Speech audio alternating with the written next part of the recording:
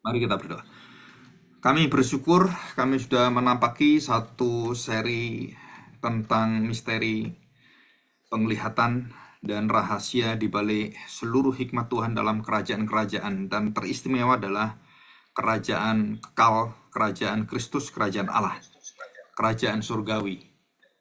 Tuhan tolong kami supaya kami sungguh-sungguh bisa mendapatkan satu hikmat, dan kami percaya bahwa kami sudah melewati apa yang dilihat oleh Daniel, dan kami tidak merasakan sesuatu yang membingungkan, karena semua sudah dijelaskan oleh Tuhan dan sudah dilewati. Dan kami bersyukur jika masa depan juga kami akan melihat satu misteri yang juga kami lihat, kami rasakan bahwa banyak hal yang belum kami tahu. Tetapi melalui hamba-Mu, melalui firman Tuhan, kami mendapatkan hikmat dan kami mendapatkan satu harapan kekuatan iman yang teguh. Dan pimpinlah kami dengan suara firman dan masa depan kami dengan kekuatan penyertaan kasih setia Tuhan. Terima kasih Bapa, di dalam nama Tuhan Yesus dan dalam kuasa Roh Kudus kami serahkan hati dan pikiran kami. Amin. Oke, sebelum saya mulai, kita lihat dulu satu gambaran ya. Kita lihat yang di PowerPoint itu, yang sudah bisa lihat. Domba jantan dan kambing jantan. Terus saya beri judulnya, mungkin agak sedikit asing ya, The Dawn and the Fall of Nations. Nah, kita tahu bahwa seluruh kerajaan, pemerintahan, dan juga bentuk daripada penguasaan itu ada umurnya, ada batasnya. Dan bukan hanya batas secara waktu, tetapi juga batas secara kekuatan manusia, pergantian manusia, dan wilayah juga dibatasi, dan juga ada yang diperbesar, ada yang dipersempit, ada yang dihilangkan, ada yang dilenyapkan oleh Tuhan, dan berganti dengan kerajaan lain. Maka itu satu tulisan yang banyak tentang The Downfall of Nations itu sangat mempengaruhi pemikiran-pemikiran sejarah ya. Nah, kita melihat bahwa di dalam kitab Daniel, dari pasal pertama sampai pasal yang ke-6 dan 7, kita masuk ke 8, karena 8 ini jarang dijelaskan ya, tentang kambing jantan dan domba jantan ini. Maka saya pikir saya ingin menjelaskan, karena yang 4 binatang itu ada di kitab Wahyu, dan saya sudah jelaskan banyak panjang lebar di kitab Wahyu berkaitan dengan Daniel pasal 7 juga. Jadi saya lewati karena itu sudah ada. Nah, saya masuk ke Daniel 8.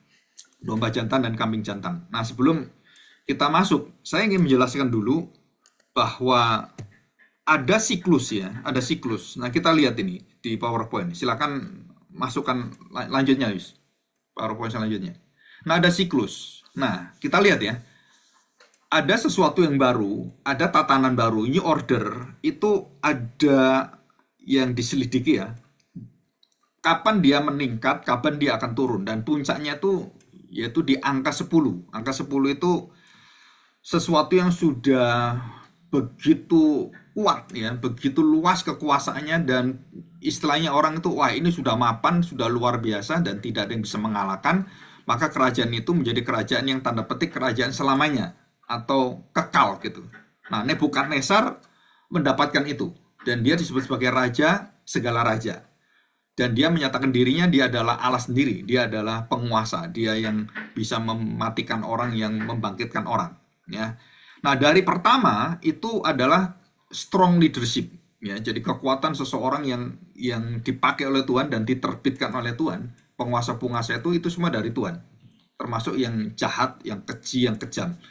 Itu dari Tuhan. Dan kemudian dia mempunyai satu kekuatan, satu baik itu pikiran, baik itu strategi, baik itu penguasaan, pengaruh semuanya, inventive, education, terus kemudian mempunyai kultur yang sangat kuat, terus sumber daya yang sangat banyak yang dia bisa pegang, dia bisa kendalikan, terus kemudian dia bisa menjadi pesaing dan bisa lebih dari pesaing-pesaing lain.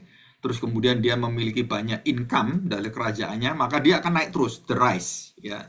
The rise sampai puncaknya dia memiliki baik itu kekuatan keuangan, militer, dan seluruh daripada produk-produk yang bisa dijual, bisa menguasai orang. Nah, seperti sekarang ini seperti China gitu kan.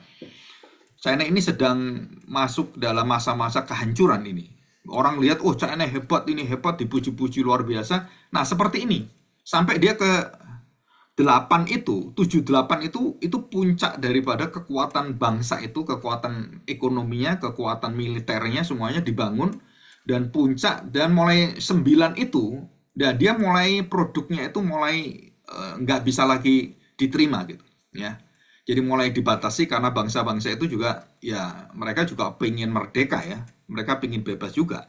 Dan mulai ditolak-tolak, maka mulai dari 10 dia overextended. Jadi terlalu besar, terlalu kuasa, terlalu banyak penguasaan. Akhirnya dia kewalahan.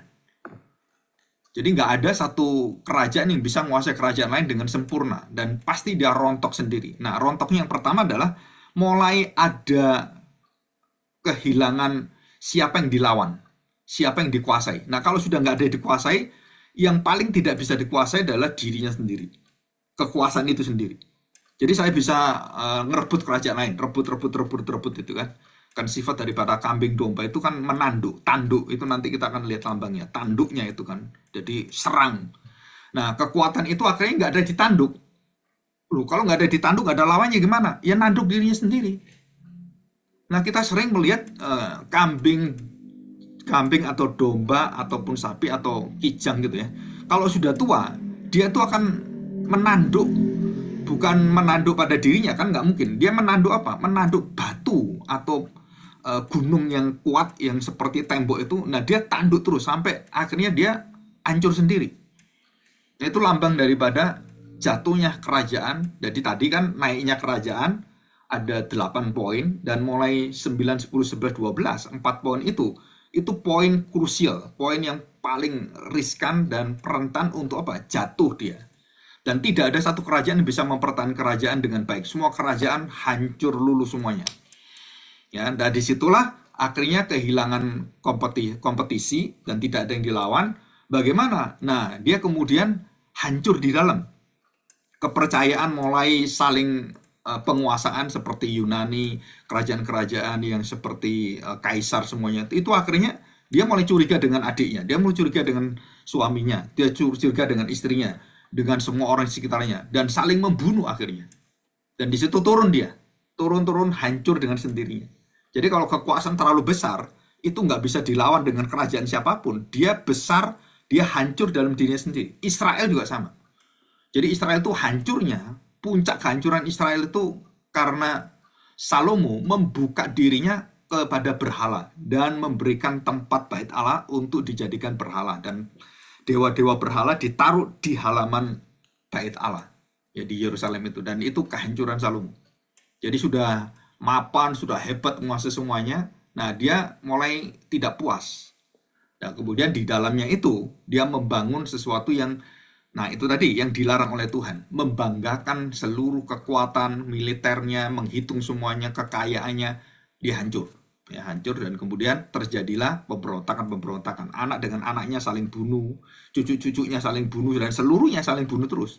Nggak habis-habisnya.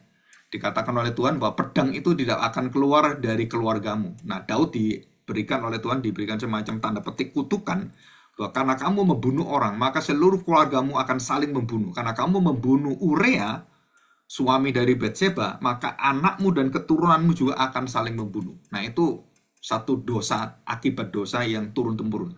Ya, kekuasaan itu turun-temurun. Nah, nanti kita lihat di Indonesia juga sama. Akan terjadi turun-menurun. Dan kalau dia tetap mempertahankan dinastinya, itu kerusakannya itu panjang itu. Ya, karena kita belajar dari hal seperti ini. Oke, kita lihat gambar selanjutnya. Ya, silakan Yus. Gambar selanjutnya. Coba ya. Nah, ini ada gambar ya, ada grafik.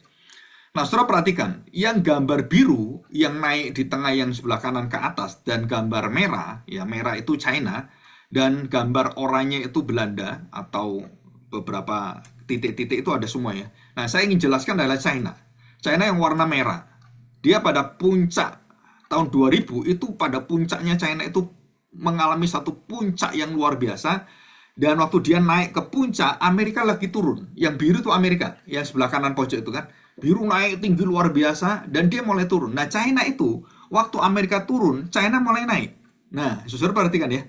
Dia mulai ekspornya bagus, terus kemudian karyanya, terus kemudian kendaraan-kendaraannya menguasai seluruh dunia, dan dia seluruh apa yang diproduksi itu besar sekali. Nah, itu dia masuk ke poin 7 dan 8 tadi.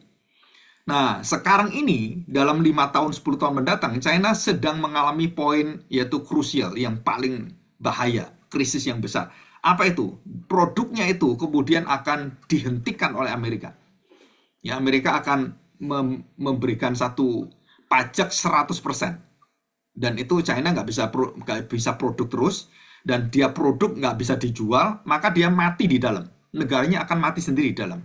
Jadi Amerika untuk melindungi dirinya sendiri dari kelemahan kejatuhan itu, dia harus menghentikan mengekspor barang-barang dari luar, dan dia harus memperhatikan kesehatan dan juga kekuatan ekonomi di dalam. Maka dia menghentikan itu, apalagi sekarang dolar itu disaingi oleh BRICS gitu kan. Dan mereka BRICS mau membuat mata uang baru, akhirnya nggak jadi. Padahal Putin sudah bawa itu uang mata uang baru dan sudah ada contohnya. Tetapi Donald Trump begitu jadi presiden, dia mengatakan kalimat yang sangat menyeramkan. Jika kamu melawan kami, maka seluruh daripada uangmu yang ada pada kami. Nah, saudara perhatikan, kita nggak tahu di belakang ini ya.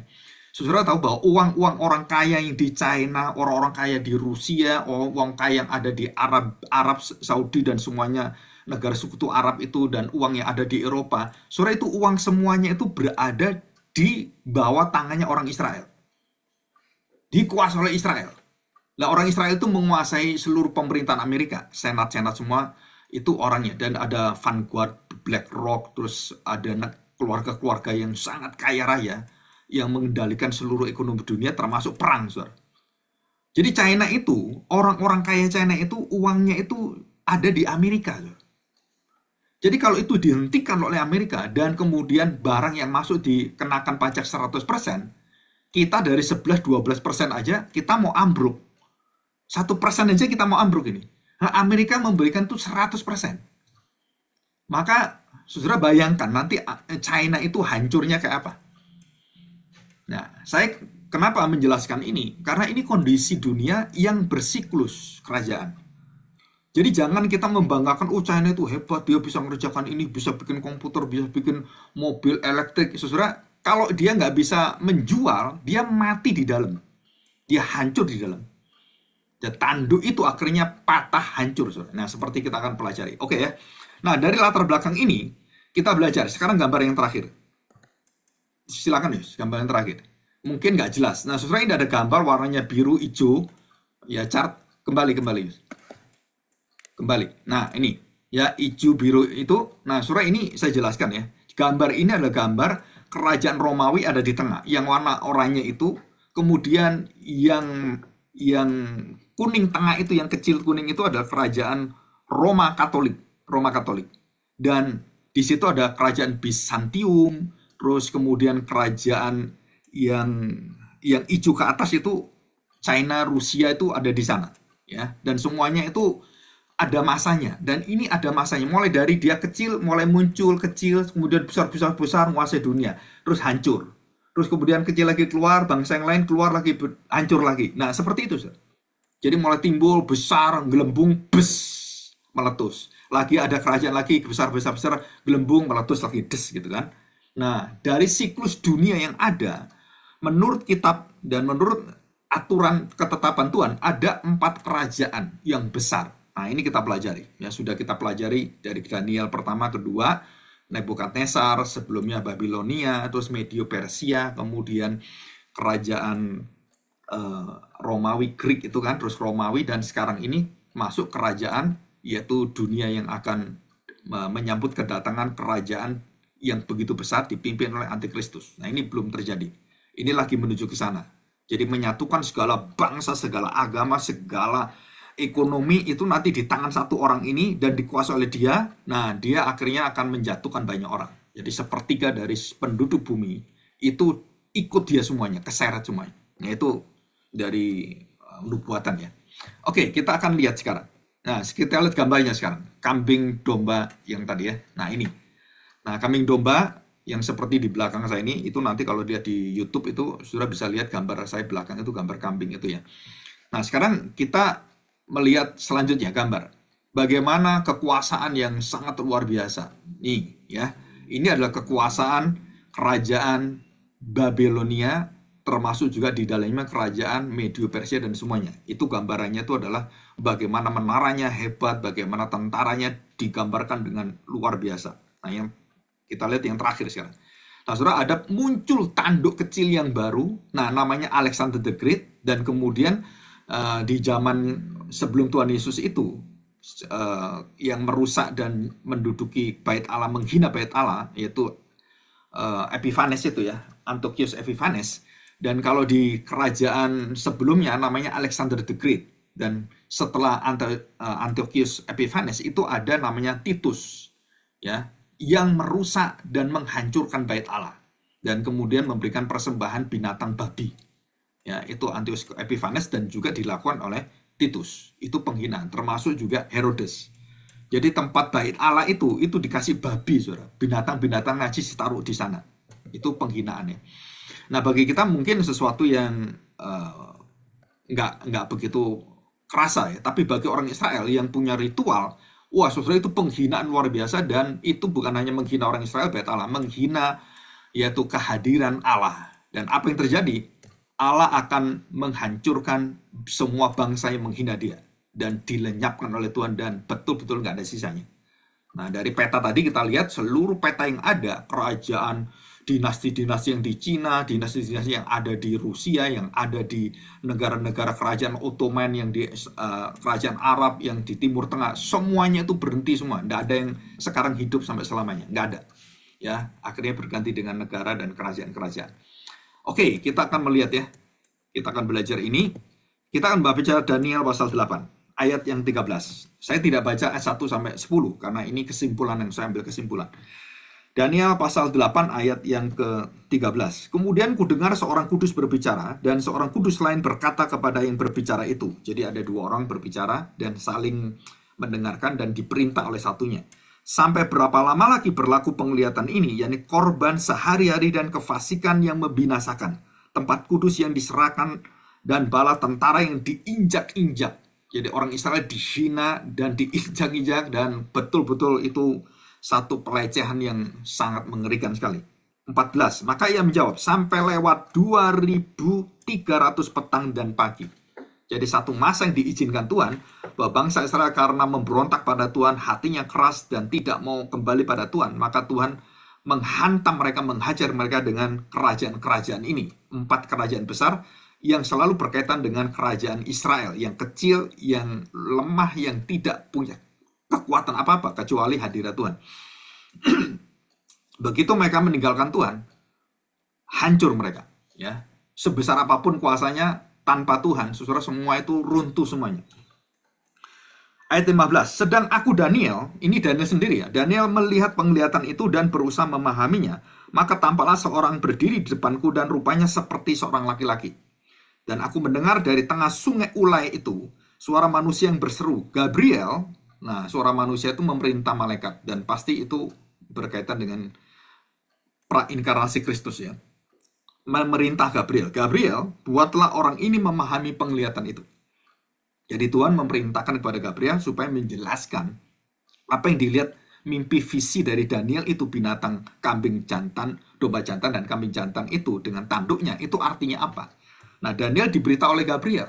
Gabriel memberitahu kepada Yusuf, Maria, Gabriel memberitahu pada Zakaria, Simeon, Hana. Saudara, ini semua berkaitan dengan pekerjaan Gabriel yang membuka rahasia, membuka misteri. Itu adalah malaikat yang satu-satunya kita kenal, yang membuka rahasia masa depan, dan apa yang terjadi di masa depan dengan detail semuanya. Itu adalah malaikat Gabriel, malaikat yang menafsirkan mimpi dan memberitahukan bagaimana keadaan dunia di akhir zaman dan yang kita akan lewati. Itu malaikat namanya Gabriel.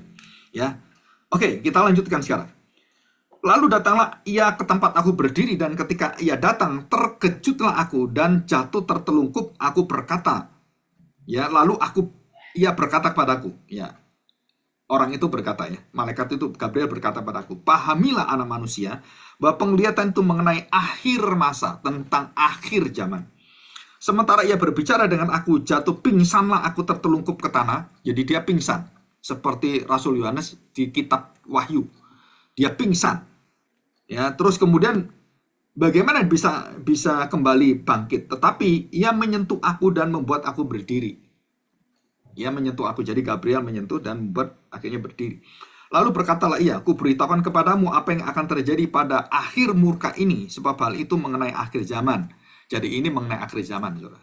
Tujuannya bukan hanya terjadi pada saat Daniel, tapi terus sampai akhir zaman, sampai akhirnya ujungnya seluruh semesta alam berakhir, manusia berakhir. Nah, perhatikan, domba jantan yang kau lihat itu dengan kedua tanduknya adalah raja-raja orang Media dan Persia. Jelas ya, Media dan Persia. Media lebih kecil, Persia itu lebih kuat, dan kekuatannya kelihatan mulai dari awalnya kecil, tapi nanti besarnya luar biasa. Itu Persia. Ya, sebesar nanti penguasaan Persia itu mirip dengan Babilonia, karena dia menaklukkan Babilonia, Nebukadnezar dan seluruh keturunannya. Dan kemudian kita lihat, dan kambing jantan, tadi kan domba, kambing jantan yang berbulu kesat itu ialah raja negeri Yunani. Dan tanduk yang besar di antara kedua matanya itu adalah raja yang pertama. Raja yang pertama yang punya kekuatan luar biasa itu adalah Alexander the Great, yang menaklukkan Persia. Yang menaklukkan Persia itu Alexander the Great yang menguasai semua. Jadi penguasaan Alexander the Great itu lebih besar daripada Persia, saudara. Jadi hampir separuh dunia itu dikuasai oleh kerajaan Romawi. Ya. Dikatakan di sini, raja negeri Yunani, dan tanduk yang besar di antara kedua matanya ialah raja yang pertama. Jelas ini adalah Alexander the Great.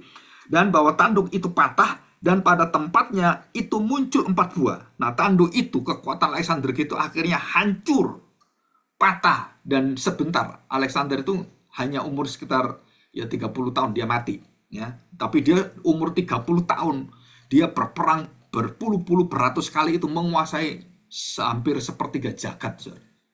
Seluruh wilayah benua itu dikuasai dia. Wah, itu anak muda yang nggak masuk akal sebenarnya. Tapi Tuhan berikan dan Tuhan persiapan Alexander the Great untuk menghantam Persia. Dan kemudian Tuhan karena Alexander the Great begitu sombong, kecongkakannya angkuh dan dihancurkan, dan 4 kerajaan muncul. Ya, di situ ada 4 kerajaan muncul, yang muncul dari bangsa itu tetapi tidak sekuat yang terdahulu. Jadi 4 itu nggak sekuat kerajaan Alexander the Great, dan juga akhirnya bisa dikuasai dari Yunani ke Romawi. Ya, dari Yunani ke Romawi. Nah, itu perpindahan. Dan dikatakan ini, pada akhir kerajaan mereka, apabila orang-orang fasik telah penuh kejahatannya, maka akan muncul seorang raja dengan muka yang garang dan yang pandai menipu. Kekuatannya akan menjadi hebat, tetapi tidak sekuat yang terdahulu. Ia akan mendatangkan kebinasaan yang mengerikan, dan apa yang dilakukannya akan berhasil. Orang-orang berkuasa akan dibinasakannya, dan seluruh orang-orang di Israel yang menentang dia semuanya dibinasakan. Nah, ini adalah Antiochus Epiphanes. Dan oleh karena akalnya, penipuan yang dilakukannya berhasil. Dia ngakali, membujuk orang Israel dan sampai tunduk kepada kerajaan Romawi. Dan itu dikuasai oleh mereka. Dan apa yang terjadi? Ia akan membesarkan dirinya dalam hati, dan dengan tidak disangka-sangka banyak orang dibinasakannya, dan juga ia akan bangkit melawan raja segala raja. Nah, ini lambang daripada antikristus. Dia akan bangkit melawan gereja, melawan Kristus yang disebut sebagai raja segala raja. Jadi Antiochus Epiphanes itu benci dengan Tuhan Yesus, benci dengan orang Kristen, dan dia bunuh semua orang Kristen. Pada zaman dia itu orang-orang Israel yang dia benci itu dibinasakan semua. Itu Antiochus. Pada waktu Titus, orang Israel, orang-orang Kristen, ya, dari orang Israel yang Kristen itu juga dibinasakan. Jadi Antiochus Epiphanes membinasakan orang-orang Israel yang tidak ikut dia, tidak menyembah dia, itu dibinasakan. Dan kemudian Titus, orang-orang Kristen yang di Romawi itu, yang tidak menyembah di Yerusalem semua pun, itu akhirnya juga dibinasakan semuanya. Ya, jadi martir. Dan bukan 1-2 orang, itu ribuan dan ratusan ribu orang itu martir. Nah, oke, kita lanjutkan, ya. Perhatikan baik-baik. Tetapi tanpa perbuatan tangan manusia, ia akan dihancurkan. Dan dikatakan bahwa raja segala raja itu tidak bisa dihancurkan, malah raja segala raja, Mesias itu yang menghancurkan tanpa perbuatan, itu hancur sendiri. Kenapa hancur sendiri? Karena Tuhan hancurkan di dalam. Yang tadi ya, the fall of The Rise and the Fall of Nation. Jadi hancur apa? Kalau dia sudah tidak ada lawannya, siapa yang dia lawan? Dirinya sendiri, saudara. Dan kalau nggak ada yang lawan, dia kemudian ingin melawan, siapa dilawan? Diri sendiri. Dan bagaimana diri sendiri melawan? Seperti Hitler dan juga penguasa-penguasa yang hebat, bunuh diri, saudara. Dan dia tembak kepala sendiri di situ. Ya, akhirnya ya keluarganya hancur gitu. Ya, oke. Kita akan mendengar penjelasan, ya. Saya akan jelaskan ini. Oke, yang pertama. Nah, kita lihat sekarang. Domba jantan dan dua tanduk itu melambangkan kerajaan Darius pertama sampai Xerxes. Xerxes yang pertama. Jadi Darius itu mempersiapkan Persia, ya, kerajaan Persia, karena Darius Persia kan. Kalau kan Nebukadnezar, Belsasar itu Babilonia.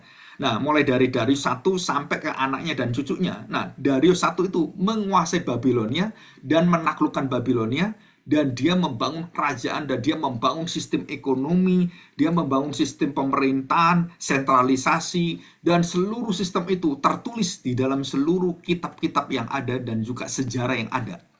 Dan Darius adalah seorang yang boleh dikatakan jenius. Ya, dia menguasai orang-orang pintar, orang bijaksana.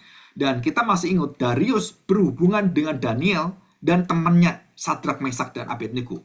Jadi kerajaan Persia begitu besar, itu ada nilai orang-orang percaya, Daniel dan 3 temannya, 4 orang Yahudi yang muda ini, itu yang membuat Persia menjadi kerajaan yang luar biasa besar dan kokoh. Kenapa? Karena ada hikmat dari Daniel dan dibantu dengan 3 orang temannya, Sadrak, Mesak, dan Abednego. Mereka menguasai seluruh orang bijak, mengatur orang bijak, seperti kalau kita ngomong kabinet gitu kan. Nah, Daniel inilah yang mengatur kabinet semua. Oh, ini begini, dia atur semuanya. Dengan segala kebusukan, kelicikan orang di bawah dia, Daniel bisa menguasai, dan itu semua kekuatan dari Tuhan. Dan Darius percaya kepada Daniel. Dan termasuk nanti Xerxes dan semuanya. Nah, saudara, begitu mereka meninggalkan orang Israel dan kemudian seperti Fir'aun memusuhi orang Israel, maka apa yang dihasilkan oleh orang-orang seperti Daniel, Mesak, Sadrak, dan Abednego, saudara, yang membesarkan dan yang membuat kerajaan Persia menjadi hebat luar biasa. Dan waktu mereka memusuhi Yusuf, ya kita ingat ya, Yusuf dimusuhi, Yusuflah yang menyelamatkan Mesir, Yusuflah yang menyelamatkan kelaparan 7 tahun dan kelimpahan 7 tahun. Yang ngatur siapa? Yusuf. Jadi waktu Yusuf itu kemudian keturunannya diperbudak, itu namanya orang yang ditolong itu malah mentung, saudara. Orang yang ditolong itu malah yang membunuh yang menolong. Itu keterlaluan. Dan Tuhan kemudian membasmi mulai dari Raja Fir'aun, seluruh tentaranya dan seluruh ante-antenya, seluruh kekuatan pasukannya ditenggelamkan di Laut Merah. Dan tidak ada sisa. Hebat ya. Nah, saudara perhatikan. Jadi kekuatan negara-negara itu kalau kita selidiki, kenapa China itu bisa luar biasa, kenapa Amerika bisa luar biasa? Saudara, di situ ada karya anak-anak Tuhan.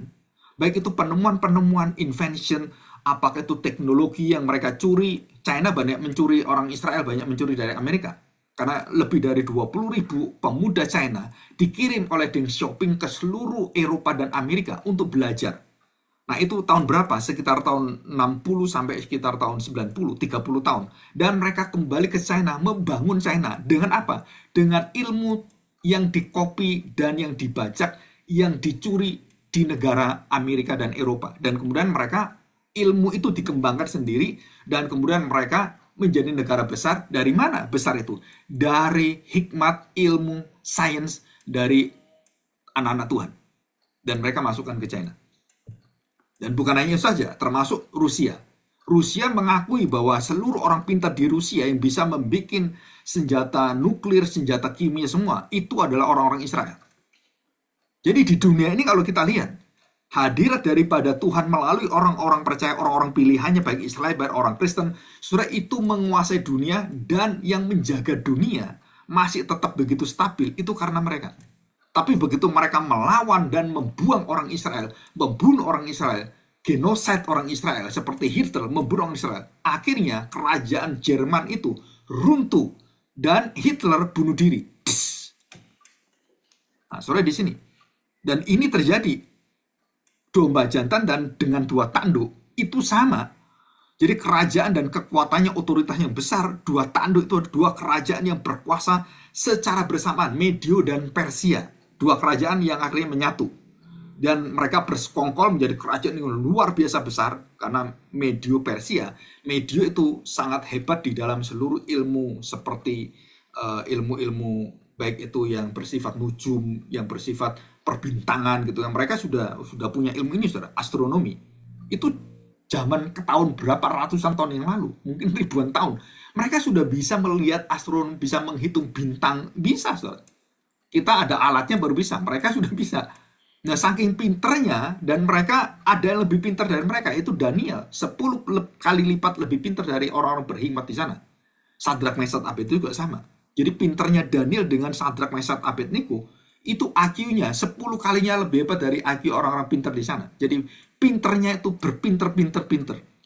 Itu Daniel, Sadrak, Mesad, dan Abednego. Nah, setelah kita lihat ya, jadi kekuatan dua kerajaan ini, Medio dan Persia, itu bergabung menjadi satu, dan simbol daripada kerajaan yang besar. Nah, ayat 20 itu dikatakan, domba jantan yang kau lihat itu, dengan kedua tanduknya ialah raja-raja Media dan Persia. Nah, ini bukan saya tafsirkan ya, ini langsung ada dalam kitab Daniel, bukan penafsiran. Ini jelas dalam kitab Daniel. Bersamaan mereka berkuasa dan menyatu dan di bawah pimpinan Darius. Dan kemudian anaknya Xerxes. Ya, itu menjadi kekuatan domba jantan dan dua tanduk ini. Ya, oke. Saudara perhatikan, sudah saya beritahukan bahwa hadirat daripada Babilonia ataupun Persia, Medo Persia, itu karena adanya Daniel, Sadrak, Mesad, Abednego. Baik di Babilonia atau di Persia, itu dua kerajaan ini, itu dikuasai secara pengetahuan, secara pemerintahan, dikuasai oleh siapa? Orang Israel, saudara. Padahal mereka itu menjajah Israel, yang menguasai Israel. Tapi mereka secara tidak sadar bahwa orang Israel itu yang menolong mereka mengatur kerajaannya, memberikan hikmatnya, mimpi-mimpinya diberitahukan. Ini kan aneh sekali. Kalau kita lihat, wah, Tuhan itu luar biasa ya. Nggak masuk akal. Saudara masih ingat Natal, Tuhan mendatangkan orang Medio Persia, Babilonia, dan kerajaan-kerajaan yang di daerah yang besar itu. Itu kemana mereka perginya? Mereka pergi ke Yerusalem. Untuk apa? Mencari orang-orang yang akan diangkat menjadi raja yang besar. Maka mereka melihat ada bintang. Oh, ini ada raja yang luar biasa nih. Nggak pernah ada bintang sebesar ini. Bintang yang luar biasa. Nah, mereka datang. Nah, itu dari mana itu? Dari kemenyan emas dan mur. Nah, itu semua adalah 3 kerajaan besar. Yang kita lihat tadi kan. Dari Babilonia, Medio Persia, dan Yunani, Greka. Di situ. Nah, surah ini mewakili apa? Mewakili segala bangsa akan tunduk dan menyembah kepada raja di atas segala raja. Jadi raja-raja ini datang menyembah sang raja. Bayangkan dari bayi Yesus sudah disembah oleh utusan kerajaan-kerajaan semua. Dari mana mereka tahu? Sudah dinubuatkan Daniel. Dan mereka mendengar apa yang dikatakan Daniel. Dari kapan? Dari sejak 600-700 tahun yang lalu. Bahkan jauh sebelumnya, pada awal sekitar 1200, itu sudah ada kerajaan-kerajaan di Babilonia itu. Kok mereka tahu, Pak? Mereka ada raja. Ya, karena Daniel pernah memberitahukan ada seorang yang akan menguasai dan kerajaan dari batu itu yang akan menghancurkan semua kerajaan. Dan dialah yang menguasai dengan satu raja yang kekal dan tidak terkalahkan. Itu sudah diberitahu oleh Daniel. Dan mereka menantikan itu.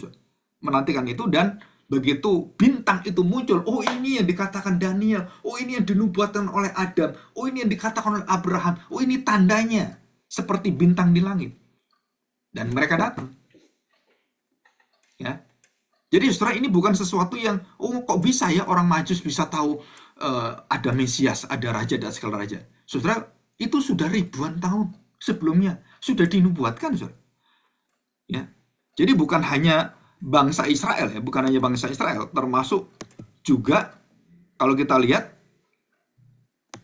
ya kalau kita lihat bukan hanya bangsa Israel, tapi juga seluruh kondisi kerajaan itu di dalam kuasa penyertaan Tuhan. Ya, jadi kita bersyukur hari ini. Kenapa? Karena kita mendapatkan satu kekuatan yang luar biasa dari cerita ini dan dari nubuatan ini, bahwa domba jantan itu betul-betul mewakili kerajaan Medo Persia. Nah, kita lihat sekarang.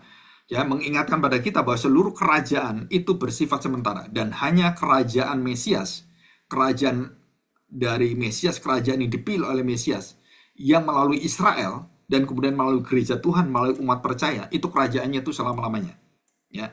Jadi sekarang udah beralih dari Israel kemudian menjadi kerajaan Israel baru dan mencakup Israel baru yang mencakup Israel yang lama yang percaya pada Kristus dan Israel yang baru, orang-orang yang diundang oleh Tuhan segala bangsa dan menjadi satu dengan bangsa Israel.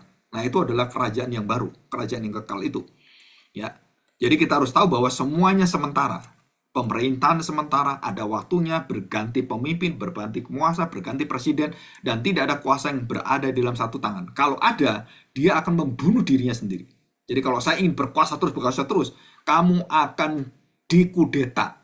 Ya, seperti di Korea, seperti sekarang ada di Syria, ini lagi ada kudeta besar-besaran. Dan perang saudara di dalam. Nah ini saudara, karena dia nggak mau turun. Bashar al-Assad itu sudah hampir 25 tahun nggak mau turun dia. Nah dia pasti akan diturunkan. Ya, itu adalah siklus jatuh bangunnya negara dan kerajaan. Jadi kalau sudah enak, biasanya orang itu nggak mau turun. Ya, dan ingin berkuasa terus.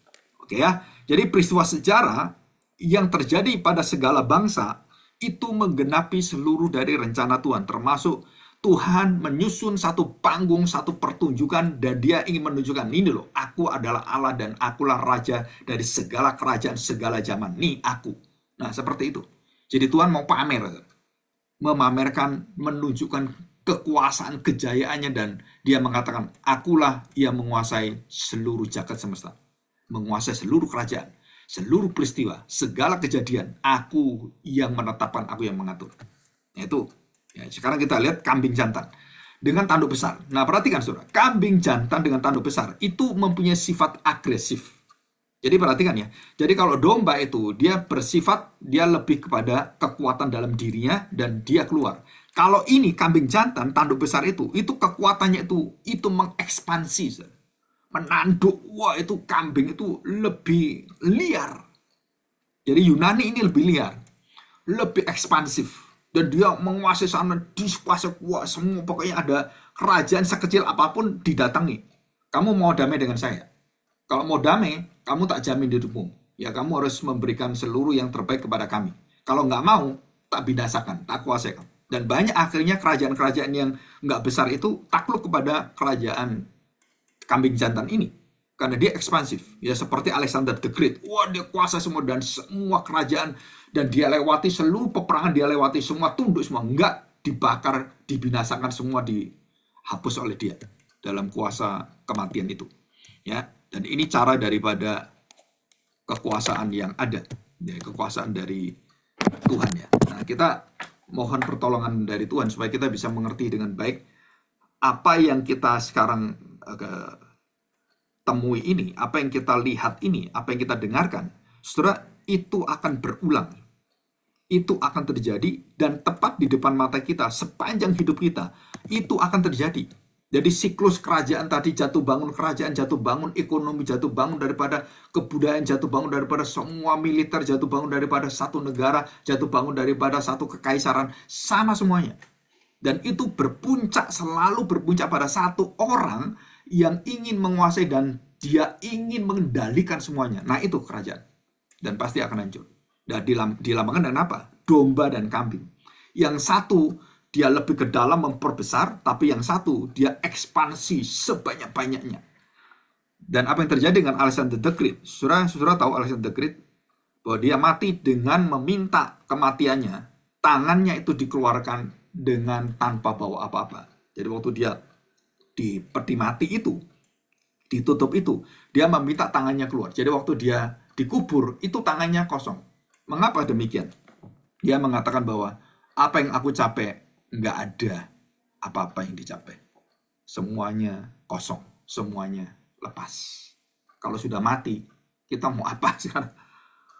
Nah, saudara, berarti orang-orang yang berkuasa dari semua orang yang berkuasa, penguasanya penguasa, waktu dia pada puncak kekuasaan itu, akhirnya mengosongkan seluruh harapan dan capaian dia. Saudara, ini bahaya sekali. Saudara perhatikan ya, ini baru saya jelaskan minggu yang lalu. Kepuasan manusia, baik itu kepuasan keuangan, kepuasan seksual, kepuasan dari penghargaan, kepuasan, prestasi. Itu kalau kita capek-capek dan kemudian kita haus dan kita kemudian mencapai puncak dan kebanggaan kita sampai di ujungnya, saudara, apa yang saudara dapatkan? Itu kekosongan. Pengkhotbah mengatakan demikian. Raja yang paling kaya, emasnya paling banyak, batu berlian, permata, wah semua dia punya segala-galanya. Dia punya kerajaan, dia punya militer, punya kekuatan, dia punya musik, dia punya makanan terbaik, dia punya segala-galanya yang paling nomor satu di dunia dan negara. Dan tidak ada negara yang sehebat daripada negara yang dipimpin Salomo. Tapi Salomo mengatakan dari Pengkhotbah pasal pertama, pasal yang terakhir 12. Apa yang dikatakan? Semuanya kesia-siaan. Seperti Alexander the Great semua sia-sia. Dan termasuk sekarang ini. Negara itu mencapai, dia mau bisa memproduksi dan kemudian bisa menguasai dunia. Dia bisa menguasai Afrika, bisa menguasai di dunia Arab. Dia membangun pangkalan, dia membangun pelabuhan laut, kemudian membangun pelabuhan udara. Wah, luar biasa. China seperti itu. Lebih daripada 40. Itu China mendirikan 40 kota dengan teknologi yang dia buat itu. Sekarang separuh itu mati semuanya. Dan termasuk di kota Shanghai yang saya pernah datang ke sana dan pernah melihat satu gedung yang waduh itu megahnya luar biasa, dan di situ komputer semua ada di sana. Ada 8 gedung yang besar ya, yang lebih daripada berapa ya? 40 tingkat itu. Semuanya tuh tentang seluk-beluk tetek bengeknya komputer, laptop dan semuanya. Handphone semua di situ. Jadi mulai dari kecil dibukai sampai yang detail-detailnya itu, yang pretelan-pretelannya itu saudara bisa beli di sana. Bisa beli cuman apanya doang, yang kecil bisa ada. Indonesia belum ada. Dan waktu saya jalan ke sana di Beijing juga ada. Di satu pertokoan di tengah kota. Nah, saya pernah keliling ya. Hampir dari pagi sampai sore itu keliling cari apa? Cari benda-benda yang kita bisa ganti. Nggak perlu beli handphonenya. Kita bisa beli. Itu bisa istilahnya bisa diganti sendiri. Dan melalui penggantian itu kita mendapatkan yang jauh lebih murah. Kalau beli handphone kan mahal. Di situ itu kecil, itu murah-murah. So. Ya cuman nggak sampai 10 yen gitu kan. Oh ganti ininya, ganti speakernya. Murah sekali. So. Dan apapun dia ada. Nah sekarang di Shanghai itu menjadi kota mati. So. Itu gedung-gedung itu hanya cuman 10% dihuni. Semuanya mati. Nggak ada yang jual, nggak ada yang dijual, nggak ada yang mau beli. Dan kota itu gedung-gedung itu menjadi kota mati. Dan ini terjadi dengan apa? Di Indonesia yang terjadi di depan kita, yang sudah terjadi adalah Mekarta. Nah, Mekarta itu persis apa yang dilakukan China dan dilakukan di Indonesia di Mekarta itu dengan kekuatan keuangan dari China. Dan itu ambruk. Dan ini satu kenyataan. Jadi kekuatan yang besar itu, seseorang yang luar biasa kuatnya itu dalam seluruh kerajaan itu ada batasnya. Dan apa yang terjadi? Penaklukan daripada Yunani mempersiapkan dunia yang baru. Nah, saudara perhatikan. Jadi 4 kerajaan ini ada kuncinya, 4 kerajaan. Coba kita lihat kuncinya. 4 kerajaan ini kuncinya apa? Yang pertama, saudara, Babilonia, dan mempersiapkan tentang sistem pemerintahan dan terkenal dengan kode Hammurabi, ya, rajanya itu ya. Dan tentang hukum semuanya, dan ini berkaitan dan juga bersama dengan hukum Taurat yang ditatang oleh Tuhan. Dan kemudian yang kedua apa? Kerajaan dari Medio Persia yang kita lihat, domba jantan. Dan yang ketiga adalah kambing jantan, ya, tanduk yang besar, kambing jantan itu. Dan yang keempat adalah kerajaan yang kelihatan kecil tapi lagi muncul, yaitu kerajaan ya tadi Yunani, dan ini kerajaan Romawi. Nah, kerajaan Romawi, 4 kerajaan ini dikatakan di dalam firman Tuhan bahwa seluruh kerajaan yang ada ini itu hanyalah lambang dan akan berhenti semuanya. Dan di akhir zaman ada satu kerajaan muncul, tanduk yang kecil, ya, dari kekuatan itu. Siapakah kerajaan itu? Adalah kerajaan yang akan menguasai seluruhnya dari kecil. Nah, saudara, kita nggak tahu ini sekarang ya. Jadi 4 kerajaan ini yang kita urut. Jadi Babilonia, Medio Persia, kerajaan Yunani, kerajaan Romawi, dan kemudian selesai ini. Penglihatan ini selesai. Kemudian di kerajaan yang keempat ini, saudara, Mesias datang. Ya, Mesias datang. Dan kedatangan Mesias untuk apa? Mempersiapkan seluruh kerajaan yang sudah dipersiapkan Tuhan. Secara militer semuanya hancur. Saudara jangan lupa ya. Apa yang dibangun Babilonia, apa yang dibangun oleh Persia, Medio Persia, yang dibangun oleh Yunani, dan dibangun oleh Romawi, semua dipersiapkan Tuhan untuk membangun apa? Membangun jalan penginjilan. Nah, ini yang banyak orang tidak mengerti, bahwa penglihatan Daniel itu menuju kemana. Yang pertama ya, penglihatan pertama. Daniel melihat patung. Kerajaan yang luar biasa, dan seluruh sistemnya dihancurkan Tuhan. Dari yang emas, perak, tembaga, atau perunggu, terus sampai kepada besi, terus kepada kaki dari tanah liat. Dan dihancurkan dari tanah liat. Dasarnya. Seindah-indahnya emas, kalau dasarnya tanah liat, manusia debu dan tanah. Masih ingat ya? Tanah liat dan debu dan tanah. Semua dibangun seindah apapun, itu hancur. Nggak bisa dipegang oleh manusia. Dan itu dihancurkan oleh kerajaan baru yang dari batu karang itu, batu yang besar. Dan kerajaan yang kekal itu, yaitu kerajaan Mesias, dan menghantam seluruh fondasi dasar dari patung itu. Apa itu? Yaitu tanah liat. Telapak kakinya itu dihancurkan. Buang! Nah, saudara perhatikan baik-baik bahwa Tuhan Yesus menghancurkan iblis dengan apa? Dengan tumitnya. Dengan kaki yang ujung tumitnya. Betul kan? Jadi kerajaan kekuatan, kalau ini kan kerajaan yang nyata, tanah liat. Yang di bawah kakinya, telapak kaki. Yang kaki itu kan. Tapi di dalam rohani, kepala iblis diremukan oleh tumit Tuhan Yesus. Jadi Tuhan Yesus ini kita melihat bahwa kerajaan Mesias ada dua yang lagi dibangun. Yang pertama adalah mempersiapkan 4 kerajaan ini untuk menyongsong Mesias. Jadi 4 kerajaan ini dilenyapkan Tuhan, bukan kemudian tidak ada artinya. Ada artinya. 4 kerajaan ini, seluruh keunggulannya, itu akan mempersiapkan jalan Kristus datang, jalan Mesias datang.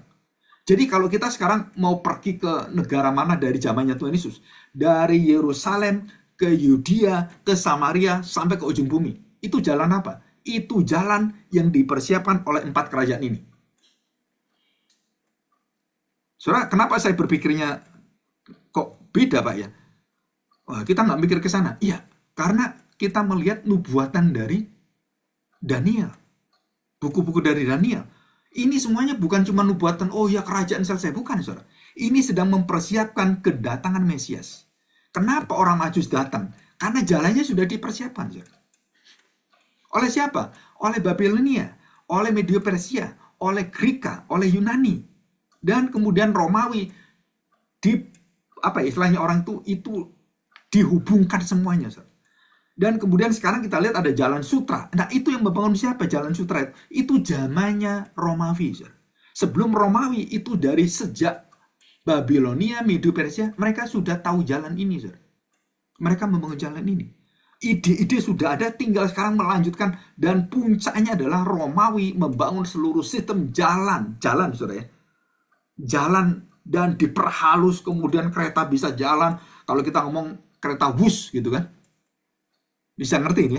Nah, di dalam kerajaan, 4 kerajaan ini, Injil dipersiapkan dan kemudian menuju dari titik pusatnya Yerusalem ke Yudea, ke Samaria, sampai ke ujung bumi. Jadi untuk apa? Untuk memberitakan kerajaan yang kekal, memberitakan pada seluruh kerajaan tanah di mana para hamba Tuhan membawa berita dan mandat daripada raja, yaitu Injil. Kamu harus takluk kepada Injil. Kalau kamu tidak takluk, kamu dibinasakan. Kalau kamu takluk, kamu berdamai dengan Allah, kamu memiliki Allah, kamu masuk kerajaan kekal. Nah, itu arti Injil.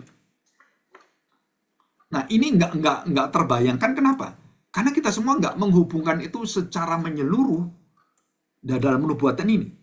Dan disitulah Kristus akhirnya memberitahu pada kita. Nah, kemudian untuk kerajaan yang nanti, kerajaan yang luar biasa dan dipegang oleh antikristus ini, apa yang dipersiapkan Tuhan oleh kerajaan antikristus ini? Dan Tuhan izinkan itu dikuasai oleh mereka. Saudara, yaitu kerajaan yang dibangun bukan secara fisik, bukan hanya secara jalan-jalan yang seperti kerajaan Babilonia, Persia, Medio Persia, terus Yunani dan Romawi. Bukan hanya itu. Nah, di dalam kerajaan yang terakhir yang akan menjadi kerajaan yang betul-betul besar dan akhirnya membawa kesesatan luar biasa. Nah, saudara, Tuhan memberikan persiapan apa? Kerajaan dunia maya. Kerajaan yang bisa menghubungkan tanpa hubungan di darat, tetapi semua terhubung di dalam dunia maya. Artinya, saudara, ini berkaitan dengan dunia roh. Dunia maya itu perantaraan dunia fisik dengan dunia roh, itu ada dunia metafisik. Nah, di sini, saudara. Jadi kita sudah dekat dengan kenyataan dunia yang sesungguhnya, yaitu dunia di mana hadirat Allah ada di sana. Nah, itu dunia maya, dunia metafisik. Nah, itu ada di sini, tengah-tengah ini. Yang akan menyambung ke dunia roh, di mana keberadaan daripada yang tidak terlihat roh-roh itu, dan kita yang fisik di sini, yang hidup di dunia ini dan yang hidup di luar dunia ini, dan ada di situ alam pemikiran. Nah, saudara, ini yang dibangun oleh kerajaan yang sangat menentang Tuhan. Apa itu kerajaan? Kerajaan anti-Kristus, kerajaan anti Allah, kerajaan anti-Injil. Nah, mereka membangun ini. Nah, saudara, kita lihat sekarang. Siapa yang membangun semua sistem itu? Itu adalah bukan orang Kristen. Banyakan orang-orang Israel, orang Yahudi. Dan waktu orang Yahudi membangun itu untuk apa? Mempersiapkan berita Injil itu tersebar dengan sekali waktu, semua langsung dengar. Dan sekarang kita bisa dengarkan itu. Gereja tanda petik ngabarkan Injil ke seluruh muka bumi jalan. Saudara, sekarang udah digantikan dengan apa? Dengan media digital, handphone di tangan, dan teknologi yang canggih, dan lebih canggih. Saudara, pengabaran Injil sekarang mulai berubah. Di dalam apa berubahnya? Di dunia maya. Nah, kenapa saya mengisi dunia maya dengan pengajaran-pengajaran, dengan video-video sejak 20 tahun yang lalu? Sejak mulai adanya Facebook, mulai adanya YouTube, saudara, saya udah berpikir, wah, ini satu kesempatan yang sedang dibangun dan diizinkan Tuhan kita mengabarkan Injil dengan cepat dan tidak terbatas dan bisa masuk ke negara manapun dan tidak bisa melarang kita. Apa itu? Yaitu kerajaan dunia maya. Yang sekarang kerajaan dunia maya ini dikuasai oleh kerajaan kegelapan. Saudara, nah ini maksud saya. Jadi kita harus berjaga-jaga, kita harus hati-hati. Ya, jadi tanduk yang kecil itu, yang muncul itu, dan kemudian menguasai semuanya, menunjuk kepada tanduk kerajaan Allah. Dan nanti ini kita lihat di dalam kitab Wahyu. Bagaimana mereka akan menguasai tanduk yang kecil itu. Selanjutnya, Yus, itu PowerPoint-nya ada di selanjutnya. Setelah ini, ya, tanduk kecil, ya, tanduk kecil. Nah, tadi udah kelihatan. Nah, sebelum ini, tanduk kecil. Nah, ini. Nah, tanduk kecil itu, saudara, itu menunjuk pada Antiochus Epiphanes yang menghina Tuhan dan apa yang dihina. Nah, saudara perhatikan, ini yang terakhir ya. Ini yang terakhir. Mereka dan dipimpin oleh Antiochus itu, saudara, mereka masuk bait Allah dan mereka menghentikan segala korban, melarang dan diganti korban itu bukan kepada Yahweh, bukan kepada Allah, diganti dia mendirikan patung Zeus di bait Allah, saudara. Dan mempersembahkan tanda petik babi yang kesukaan daripada dewa-dewa itu, daging babi. Nah, saudara, Antiochus itu menusuk dalam dan dia menyerang bukan kekuatan militer yang ada pada kerajaan Israel. Bukan itu, saudara. Bukan itu tujuan dia. Tapi dia menguasai Yerusalem. Dan Yerusalem, pusat dari kekuatan Yerusalem itu apa? Bait Allah. Dan kekuatan bait Allah itu apa? Hadirat Allah. Dan dia mengganti Allah itu dengan Allahnya dia. Mengganti Kristus Mesias, Yahweh itu dengan apa? Dengan Zeus. Tepat di tengah-tengah bait Allah, dan dia hancurkan semuanya, dan dia dirikan patung Zeus. Saudara, mengerikan sekali. Dan dampaknya, saudara, waduh, luar biasa. Sampai hari ini, saudara, bangsa Israel tidak bisa mendirikan bait Allah, dan hancur. Bait Allahnya ada. Yerusalem tanpa bait Allah sampai hari ini. Maka mereka menunggu satu nubuatan, yaitu lembu merah, ya, sapi, anak sapi yang berwarna merah. Nanti saya akan rekaman, saya akan khusus rekaman ini. Red heifer atau patah adumah, lembu merah, anak sapi atau lembu itu, dan itu akan menjadi tanda mereka akan mendirikan bait Allah dan Mesias akan datang. Nah, saudara, nanti kita belajar bahwa itu semuanya adalah sudah terlaksana di dalam Kristus. Jadi kita nggak perlu lagi mendirikan itu. Itu kesimpulannya di situ. Jadi Antiochus adalah bayangan tipologi tentang akhir zaman. Kenapa akhir zaman? Gabriel mengatakan, tadi kan kita sudah lihat, Gabriel mengatakan apa? Bahwa di akhir zaman, ini tentang akhir zaman, bukan hanya kerajaan yang kamu lihat sekarang, tapi ini menuju akhirnya zaman. Waktu malaikat Gabriel ngomong seperti itu, apa yang terjadi dengan Daniel? Langsung pingsan, saudara. Daniel pingsan langsung. Coba saya mau khotbah gitu kan, terus diberitahu oleh Tuhan, ini isi khotbahmu tentang akhir zaman. Bahwa kerajaan akhir zaman akan menguasai dunia, kerajaan digital, dan itu kekuatan luar biasa. Pikiran-pikiran orang akan menjadi kecanduan dan diikat oleh saudara. Begitu saya tahu semua, begitu hebatnya kuasa Tuhan. Sampai saya bisa pingsan. Dibangunkan oleh malaikat. Dibangunkan oleh kuasa Tuhan. Bangkitlah kamu, bangunlah kamu, angkatlah tilammu, berjalanlah. Nggak gitu, saudara. Karena kita melihat, waduh gila, manusia gila. Ini betul-betul hancur ini. Nggak bisa ini. Nah saudara, saking hebatnya murka Allah dan apa yang kita lihat kegelapan itu, sampai pingsan. Saudara. Jadi hatinya Daniel, hatinya Rasul Yohanes itu begitu dalam melihat orang-orang berdosa yang akan dibinasakan Tuhan. Ya, saudara, kita bersyukur pada Tuhan jika kita sudah mendapatkan satu kemenangan ini. Jadi kita mendapatkan satu kekuatan yang mengalahkan segala kekuatan. Dan itu dalam sekejap kerajaan antikristus itu langsung dibantai oleh Tuhan Yesus. Waktu Yesus datang itu, dia pada puncaknya, yang tadi kan siklusnya kan, pada puncaknya Yesus datang, dan dia kemudian dalam sekejap itu nggak bisa dihitung dengan berapa hari, nggak tahu kita. Begitu datang, itu langsung diempaskan Tuhan dan dilemparkan dalam api neraka. Dan dalam waktu yang sangat cepat, karena nggak ada hitungan waktu, hari, tahun, nggak ada. Karena itu dalam kekekalan. Dan Tuhan bertindak di dalam kekekalan, dalam sesaat, sudah semua dibereskan Tuhan, dan diubahkan oleh Tuhan. Ya oke, saya pikir cukup. Minggu depan kita akan melanjutkan lagi. Mari kita berdoa, kita mohon pertolongan Tuhan ya. Bapak yang baik, kami bersyukur hari ini. Kami bisa mengerti tentang satu